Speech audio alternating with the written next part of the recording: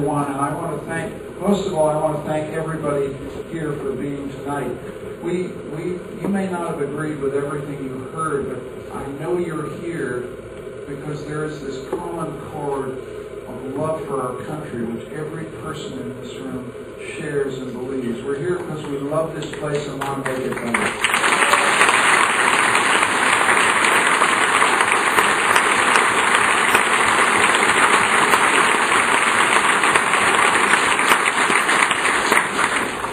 But I think, my friends, with 6 days left in this campaign, it's time for a little righteous anger.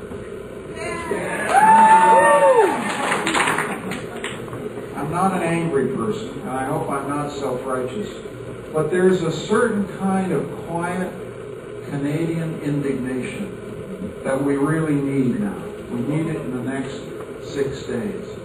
We've got a Prime Minister who shut down Parliament twice. When the Veterans Ombudsman stood up to defend veterans, found himself fired.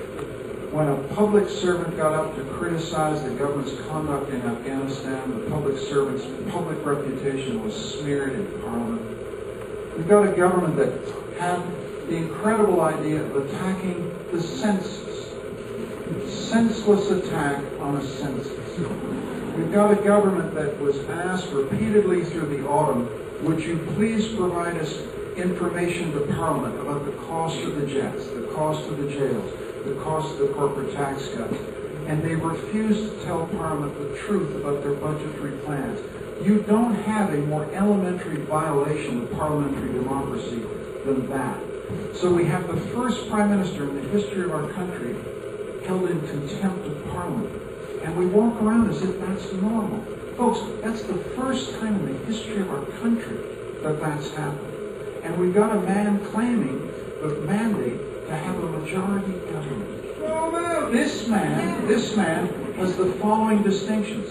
The largest deficit in history, the most wasteful 72 hours in the history of Canadian government, and the failure to win our seat on the Security Council of the United Nations. If you begin to accumulate this record, you begin to get not just indignant, you begin to get quietly angry at what over 5 years we've allowed to happen. Someone back there a minute ago asked a question about the environment. Why over 5 years we've done absolutely nothing to rescue our environment when we could have done it. We've wasted 5 years to invest in our kids, in post-secondary education. We've wasted 5 years when we could have got child care for every single Canadian. You begin to accumulate all these stories, and I hope you feel what I feel, a kind of slow, burning, rising sense of anger. And at this point, this is the moment when we have to start thinking a simple thought. Rise up. Rise up, Canada. Rise up. Now is the time. And if it isn't us, who will it be? After the 2nd of May, it will be too late. It is time to stand up for what we love. This country that we love. The equality of opportunity. The equality of rights. The respect for democratic institutions that has kept us free. That has made this room possible. That has made this very discussion tonight possible. That mutual respect, that tolerance, that moderation, that decency, that aversion to ideological extremes of left or right that has made us the greatest country on earth. So it's time to rise up, folks.